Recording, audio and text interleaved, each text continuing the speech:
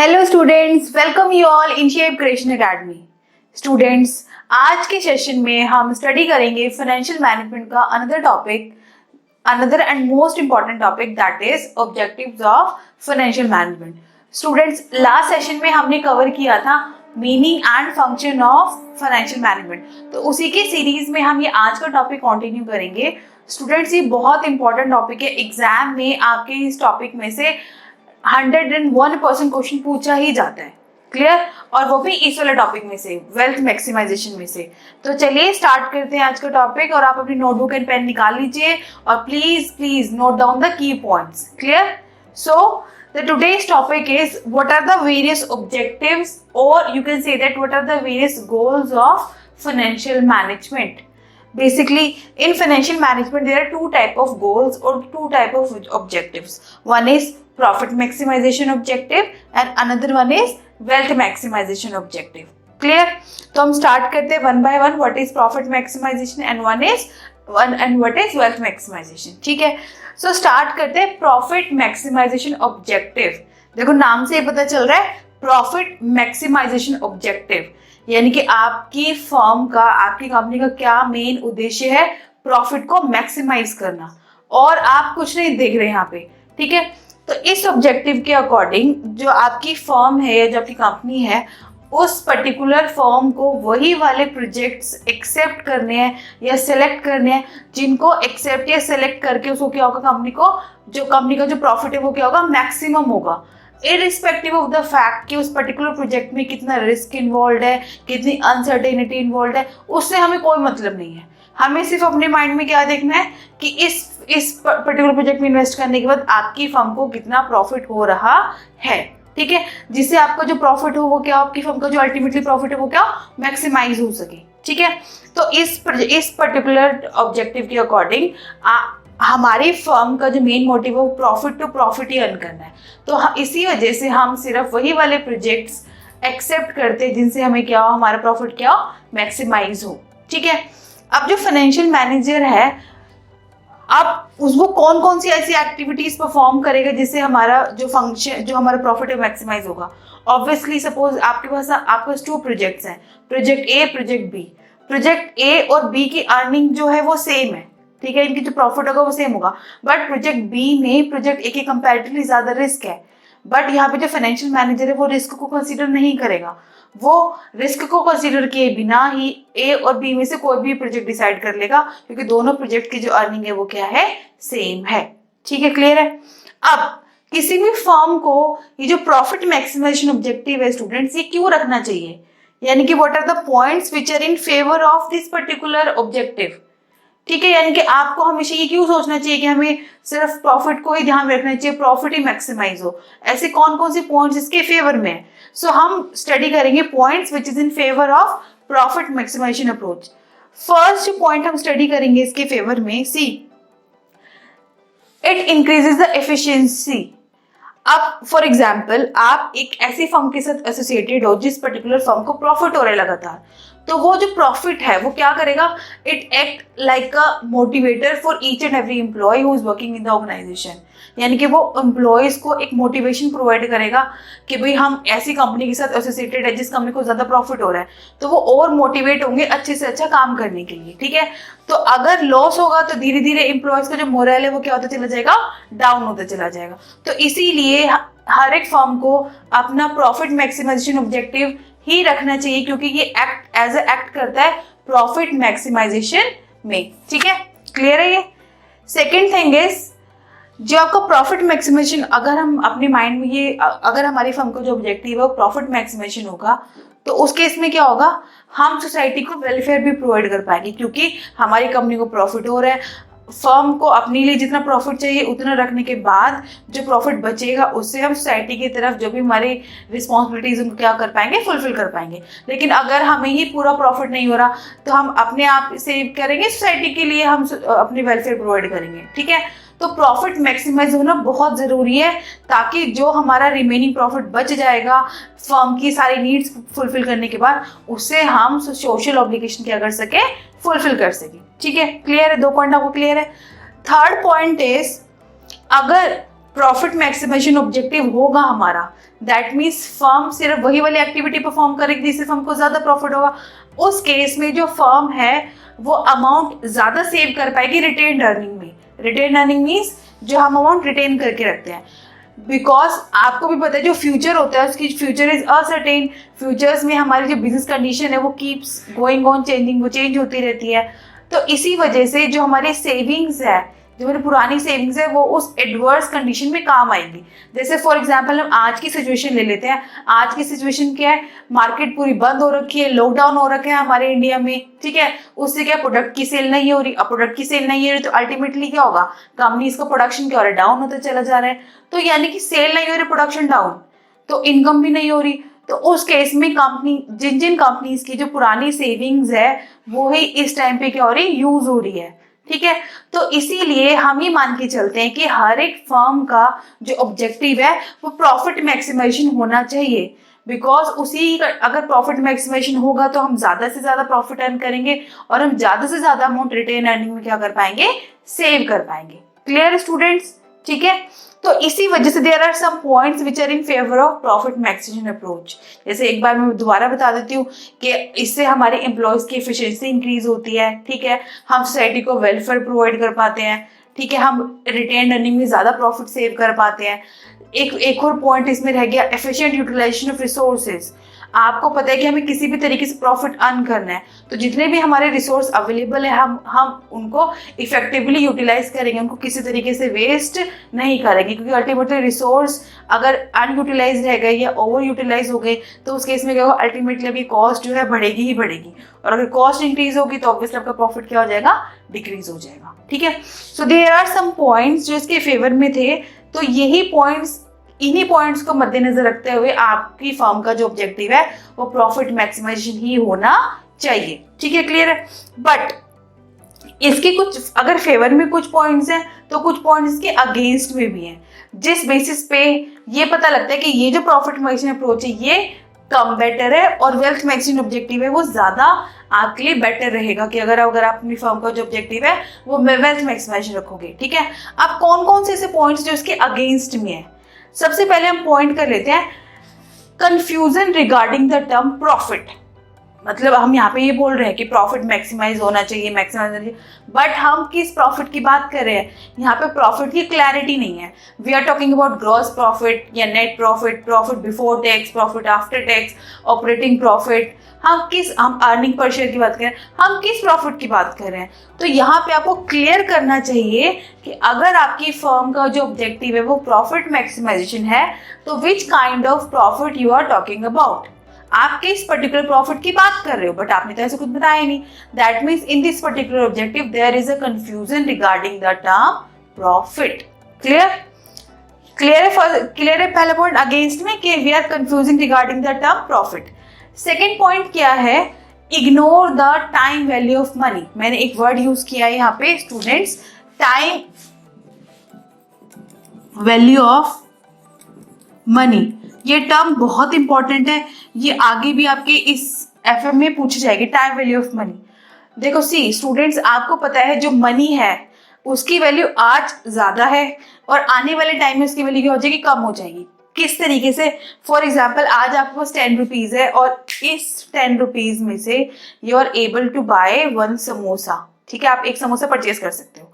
But after 5 year क्या ये condition same रहेगी, क्या आप उस टाइम पे भी 10 रुपए का एक समोसा परचेज कर पाओगे। देखो सी स्टूडेंट, 10 रुपए तो 10 रुपए ही रहेंगे, बट आप जो चीज 10 रुपए से आज के टाइम में, प्रेजेंट टाइम में खरीद सकते हो, फ्यूचर में उन 10 रुपए से वो आप उतनी चीजें नहीं खरीद सकते। उस केस में क्या है, आपकी जो परचेजिंग पावर ऑफ मनी है वो क्या हो गई, कम हो गई, क्योंकि प्रोडक्ट की कॉस्ट क्या होती चली जाती है, इंक्रीज होती चली जाती है, ठीक है। तो हम ही मान के चलते हैं कि जो हमारे पास पैसा है, जो मनी है, उस मनी की वैल्यू आज ज्यादा है और फ्यूचर में उस मनी की वैल्यू क्या हो जाएगी, कम हो जाएगी। Means the value of 1 rupee receive today is greater than as compared to the 1 rupee which you received in future. उसकी वैल्यू क्या होगी, उस टाइम पे कम होगी। उसी को बोलते हैं टाइम वैल्यू ऑफ मनी, ठीक है। अब इस ऑब्जेक्टिव के अकॉर्डिंग आपको सिर्फ प्रॉफिट पे ध्यान देना है कि आपकी फर्म को वही वाले प्रोजेक्ट चूज कर रही है जिससे हमारी फर्म को क्या हो, प्रॉफिट हो, इरिस्पेक्टिव ऑफ द फैक्ट कि आपकी फर्म के टाइम वैल्यू ऑफ मनी को तो आप ध्यान ही नहीं दे रहे।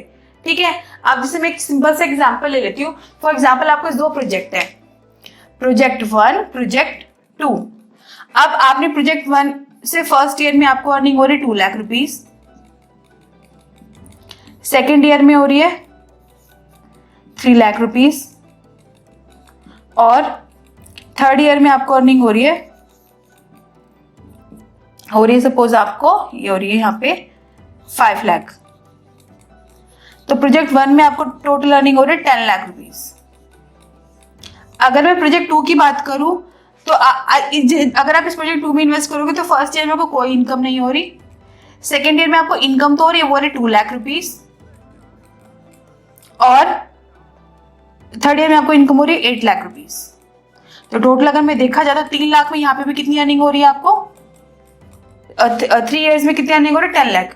तो प्रोजेक्ट 1 में भी 10 लाख रुपीज मिल रहे हैं आपको इन्वेस्ट करने के बाद, और प्रोजेक्ट 2 में भी आपको 3 साल में कितने रुपीज मिल रहे हैं, 10 लाख रुपीज मिल रहे हैं। बट अगर ध्यान से देखो तो अगर हम प्रोजेक्ट 1 में इन्वेस्ट करते हैं तो 2 सालों में आपने कितने रुपीज अर्न कर लिए, 5 लाख रुपीज। ठीक है, और लेकिन 2 साल के एंड तक होने में आपने प्रोजेक्ट में कितने रुपए अर्न किए, सिर्फ 2 लाख रुपीज। कितने रुपए का डिफरेंस है, 3 लाख रुपीज। यानी कि ये जो 3 लाख रुपीज है, अगर आप प्रोजेक्ट 1 में इन्वेस्ट करते हो तो 2 साल के अंदर आप ये 3 लाख रुपए कमा लोगे। एक्स्ट्रा कमाए ना आपने प्रोजेक्ट 1 में, बट प्रोजेक्ट 2 में ये 3 लाख रुपए आपने नहीं कमाए, आपने 3 लाख रुपए कम कमाए। ये 3 लाख रुपीज आपने सेकेंड ईयर में ना छोड़ के थर्ड ईयर में जाकर कमाए, और जबकि यहाँ पे आपको ये पैसे पहले ही मिल गए। यहाँ पे टोटल कितने रुपए मिले, 5 लाख रुपीज सेकेंड ईयर के एंड तक, और यहाँ पे आपको सेकेंड ईयर के एंड तक सिर्फ 2 लाख रुपए मिले हैं। ठीक है, यानी कि प्रोजेक्ट 2 के कंपैरेटिवली प्रोजेक्ट 1 में आपने 3 लाख रुपीज एक्स्ट्रा अर्न किए हैं सेकेंड ईयर के एंड में। अब तो 3 लाख रुपीज की वैल्यू सेकेंड ईयर में ज्यादा होगी। ठीक है, लेकिन यहाँ पे 3 लाख रुपीज आपने अर्न ही नहीं किए, ये 3 लाख रुपीज आपको इस वाले ईयर में जाके मिल रहे हैं ना, इसी के अंदर इंक्लूडेड है ना ये। तो 3 लाख रुपीज की वैल्यू जो सेकेंड ईयर में होगी वो वैल्यू ज्यादा होगी, और थर्ड ईयर में ऑटोमेटिकली इसकी वैल्यू क्या हो जाएगी, कम हो जाएगी। तो अगर मैं टाइम वैल्यू ऑफ मनी के हिसाब से बात करूं तो भले ही इन दोनों प्रोजेक्ट में जो फाइनल रिटर्न मिल रहा है आफ्टर 3 ईयर वो सेम मिल रहा है, लेकिन हमें फिर भी किस में इन्वेस्ट करना चाहिए, प्रोजेक्ट 1 में, क्योंकि प्रोजेक्ट 1 में आपने 2 साल के एंड तक 5 लाख रुपीज अर्न कर लिए, और प्रोजेक्ट 2 में आपने कितने अर्न रुपए किए, सिर्फ 2 लाख रुपीज। आपने 3 लाख रुपीज कम अर्न किए प्रोजेक्ट 2 में कंपेयर टू प्रोजेक्ट 1।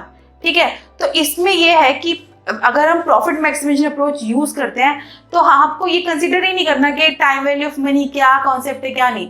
आपको सिर्फ देखना है कि प्रोजेक्ट में अर्निंग हो रही है तो आप उस प्रोजेक्ट में मनी इन्वेस्ट कर दोगे। आपने टाइम वैल्यू ऑफ मनी को बिल्कुल भी कंसीडर नहीं किया, तो again it's a negative point for the objective profit maximization. Done, clear है।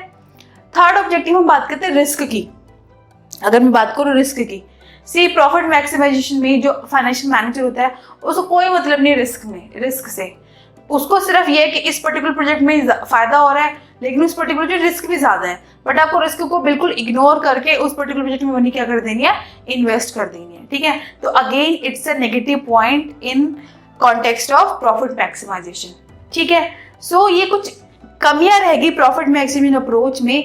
इसी वजह से हमारे पास एक नई अप्रोच आई, that is very very important approach, wealth maximization approach. इसको शेयर होल्डर मैक्सिमाइजेशन अप्रोच भी बोलते हैं, share holder wealth maximization approach, और इसको एनपीवी अप्रोच भी बोलते हैं। तो अगर आपके एग्जाम में से इन तीनों आइटम्स कुछ भी पूछे जाए तो भी सब एक ही चीज पूछ रहे हैं। ठीक है, अब इस अप्रोच में क्या है, इस अप्रोच ने यानी कि वेल्थ मैक्सिमाइजेशन ने प्रॉफिट मैक्सिमाइजेशन के जितने भी नेगेटिव पॉइंट्स थे उनको दूर कर दिया। ठीक है, जो फर्स्ट नेगेटिव पॉइंट इसका ये था, क्या था कि confusion regarding the term profit, यानी कि प्रॉफिट मैक्सिमाइजेशन में हम यही नहीं पता कि हम किस पर्टिकुलर प्रॉफिट की बात कर रहे हैं। हम सिर्फ ये तो बोल रहे हैं कि प्रॉफिट मैक्सिमाइज होना चाहिए, but which kind of profit we are talking about हम नहीं ध्यान दे रहे।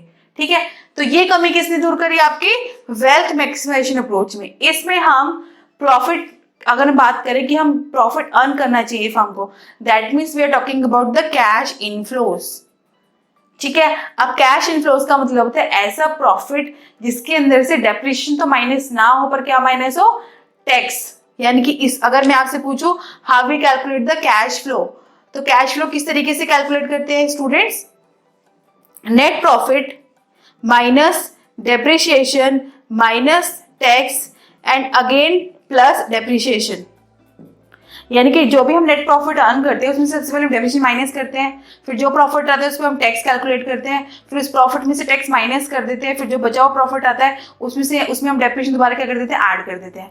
अब कई स्टूडेंट के माइंड में ये क्वेश्चन आएगा कि अगर हमें डेप्रिसिएशन प्लस करना ही था तो हमने माइनस क्यों किया। सी स्टूडेंट, आप सबको पता है कि जो डेप्रिसिएशन है वो नॉन कैश आइटम है but still it is an expenses, तो इसीलिए अगर आपको टैक्स कैलकुलेट करना है तो टैक्स कैलकुलेट करने से पहले आपको प्रॉफिट में से डेप्रिसिएशन माइनस करना ही पड़ेगा। But it is a non cash item, तो इसीलिए हम टैक्स कैलकुलेट करने के बाद जो प्रॉफिट आता है उसमें हम दोबारा से डेप्रिसिएशन का अमाउंट क्या कर देते हैं, प्लस कर देते हैं। ठीक है, तो वेल्थ मैक्सिमाइजेशन में हमने बिल्कुल क्लियरली बताया है कि हेयर अगर हम बात करें कि फर्म की वेल्थ इंक्रीज होनी चाहिए, फर्म का प्रॉफिट अर्न होना चाहिए, that means we are talking about the profit, we are talking about the cash flow which is net profit minus depreciation minus tax and again we are adding it in depreciation। ठीक है, clear कर दिया यहाँ पे। Second point, अब जो profit maximise था उसमें हमने टाइम वैल्यू ऑफ मनी को कंसीडर नहीं किया था, ठीक है, बट यहाँ पे हमने टाइम वैल्यू ऑफ मनी को कंसीडर किया है इस वेल्थ मैक्सिमाइजेशन से। अगर मैं प्रॉफिट मैक्सिमाइजेशन के अप्रोच की बात करूं, चाहे प्रोजेक्ट 1 हो चाहे 2 हो, हमें ध्यान नहीं देना टाइम वैल्यू ऑफ मनी को, हमें दोनों प्रोजेक्ट में इन्वेस्ट कर देना, क्योंकि दोनों प्रोजेक्ट में जो अर्निंग हो रही है फाइनली वो क्या हो रही है, आपकी सेम हो रही है। ठीक है, बट यहाँ पे अगर मैं वेल्थ मैक्सिमाइजेशन अप्रोच की बात करूं तो हम क्या कंसिडर कर रहे हैं, टाइम वैल्यू ऑफ मनी। हम ये कंसिडर कर रहे हैं कि जो फ्यूचर है हमारा वो रिस्की है। अगर आप ये मान के चल रहे हो, suppose I am in a current situation, current में ये मान के चल रही हूँ कि आफ्टर 10 ईयर्स मुझे 10 लाख रुपीस का बेनिफिट होगा, तो आज वैल्यू जो 10 लाख रुपीस की है फ्यूचर में उसकी वैल्यू 10 लाख नहीं होगी, उसकी वैल्यू क्या होगी, कम होगी, या फ्यूचर में कुछ रिस्क आ जाए, फ्यूचर अनसर्टेन है, तो कंपनी पहले से उसका प्रोविजन लेके चलती है। प्रोविजन कैसे लेके चलती है वो हम बताएंगे इस एग्जाम्पल में। स्टूडेंट्स एग्जाम्पल को जरा ध्यान से समझना, ये कैश इनफ्लो। कैश इनफ्लो का मतलब क्या है कि आपने इन ईयर्स में ये प्रॉफिट अर्न किया है। ठीक है, आपने फर्स्ट टाइम में 60,000 रुपीज अर्न करोगे अगर आप प्रोजेक्ट में इन्वेस्ट करोगे, फिर 60, 90, 90, 1,10,000 टोटल हो गया आपका 3 लाख रुपीज। तो इस तरीके से आप ये 3 लाख रुपए आपने किसी प्रोजेक्ट में इन्वेस्ट किए हैं और आने वाले टाइम में आप ये इस तरीके से क्या करोगे, आपको इनफ्लो आएगा। ठीक है, अब ये आप सोच रहे हो किस पैसे आएंगे, ये आई नहीं है। अब आपको पता है कि फ्यूचर अनसर्टेन है, या फ्यूचर में किसी भी तरह का कोई भी रिस्क आपके सामने आ जाता है, कोई भी एडवर्स कंडीशन आ, जैसे अब कोरोना आ गया तो उसे आपकी उससे पर्टिकुलर फर्म का जो प्रॉफिट है वो क्या हो गया, डाउन हो गया। तो इसीलिए फर्म क्या करती है, जो इनफ्लो आया है इस इनफ्लो को कुछ डिस्काउंटिंग रेट से डिडक्ट कर देती है। अभी जो डिस्काउंटिंग रेट है ये कैसे कैलकुलेट होती है ये हम आगे आने वाले सेशन में स्टडी करेंगे। तो फिलहाल मैंने यहाँ पे ये वैल्यूज ले ली है 6.9, ये 10% के अकॉर्डिंग, ऐसे 20 भी होता है, 30 भी होता है, 40 भी होता है। तो 9 ये वैल्यूज आपको कैसे कैलकुलेट भी हो जाती है, प्लस ये वैल्यूज आपके टेबल में भी गिवन होती है। ठीक है, अब मैंने 60 को मल्टीप्लाई कर दिया 0.9090, ये वैल्यू हो गई आपकी 54540। इट मीन्स आप ये सोच के चल रहे हो आज कि 60,000 रुपये मुझे मिलेंगे 1 साल बाद अगर मैं इस प्रोजेक्ट में इन्वेस्ट करती हूँ, बट हो सकता है मुझे ना मिले। तो आपने क्या किया, पहले ही ये प्रोविजन ले लिया, आपने 60,000 को पहले ही कुछ 6,000 रुपीज से क्या कर दिया, कम कर दिया। और कम क्यों किया है, आपने अपने माइंड में 2 चीजें रखी, टाइम वैल्यू ऑफ मनी और रिस्क।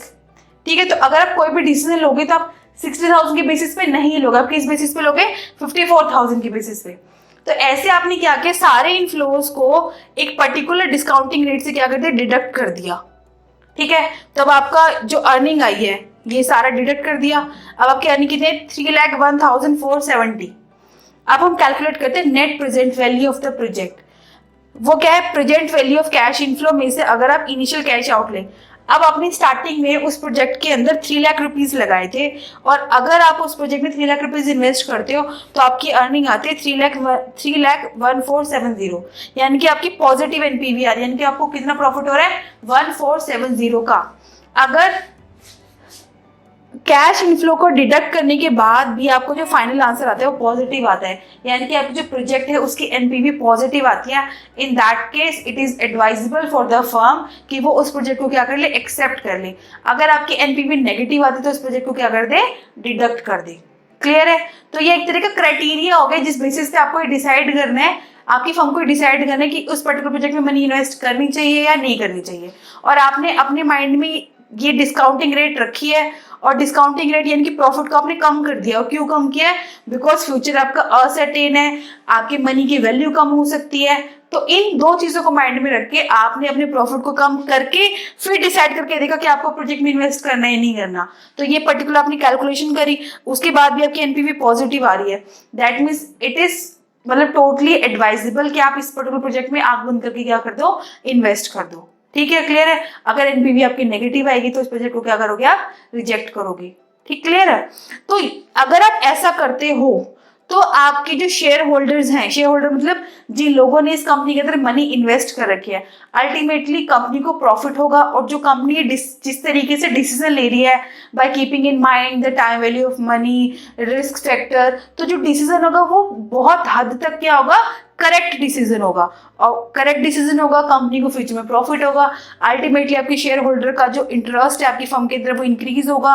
तो धीरे धीरे आपकी फर्म की अर्निंग इंक्रीज होगी, फर्म की अर्निंग इंक्रीज होगी तो ऑटोमेटिकली शेयर होल्डर की वेल्थ क्या होगी, इंक्रीज होगी। और शेयर होल्डर की वेल्थ इंक्रीज होगी, दैट मीन्स शेयर होल्डर खुश है आपकी फर्म से, वो आपकी कंपनी से मनी विड्रॉ नहीं करेंगे। तो जो और लोग हैं, जो और पब्लिक है जिन्होंने आपकी कंपनी की शेयर परचेज नहीं कर रखे, वो भी आपकी कंपनी की शेयर परचेज करना चाहेंगे। तो मार्केट में आपकी कंपनी की शेयर की डिमांड क्या होगी, इंक्रीज होगी। अब डिमांड तो है बट सप्लाई नहीं है, तो ऑटोमेटिकली आपकी कंपनी की जो शेयर है वो क्या हो जाएंगे, इंक्रीज हो जाएंगे। शेयर का जो प्राइस है वो क्या हो जाएगा, इंक्रीज हो जाएगा। इस तरीके से भी सोच सकते हैं, या इस तरीके से भी सोच सकते हैं कि जिस कंपनी को ज्यादा प्रॉफिट होता है तो अल्टीमेटली उस कंपनी के शेयर का जो प्राइस है वो क्या हो जाएगा, इंक्रीज हो जाएगा। और हर एक कंपनी का यही मेन मोटिव होना चाहिए कि हमारी कंपनी का जो शेयर प्राइस है वो ऑटोमेटिकली क्या हो, इंक्रीज हो। और वो कैसे इंक्रीज होगा, जब हमारी कंपनी वाइज डिसीजन लेगी कि किस प्रोजेक्ट में मनी इन्वेस्ट करनी चाहिए या नहीं करनी चाहिए। ठीक है, क्लियर है? ये दोनों पॉइंट्स आपको क्लियर है स्टूडेंट्स? ठीक है, तो आपके एग्जाम में इन दोनों ऑब्जेक्टिव में से डिफरेंस भी आ जाता है, लेकिन 99% ये टॉपिक पूछा जाता है। तो इसमें आप पहले मीनिंग बताओगे, फिर ये पॉइंट, ये जो वेल्थ मैक्सिमाइजेशन है ये क्यों बेटर है as compare to profit maximization, फिर बताओगे, और फिर आप उसको एक न्यूमेरिकल एग्जाम्पल देके भी समझा सकते हो। क्लियर है? तो ये सारे पॉइंट्स आपको क्लियर है, आप की पॉइंट्स नोट कर लीजिए। अगर आपको कोई भी डाउट है या आपको कोई भी आगे डिटेल में कुछ समझना है तो आप मुझे कमेंट सेक्शन में लिख सकते हैं। क्लियर? तो अगर आपको मेरा टॉपिक समझ में आया हो, कोई भी किसी भी अच्छा लगा हो तो प्लीज उसको लाइक करिए, शेयर करिए एंड सब्सक्राइब करिए and also press the bell icon. Thank you students, good luck.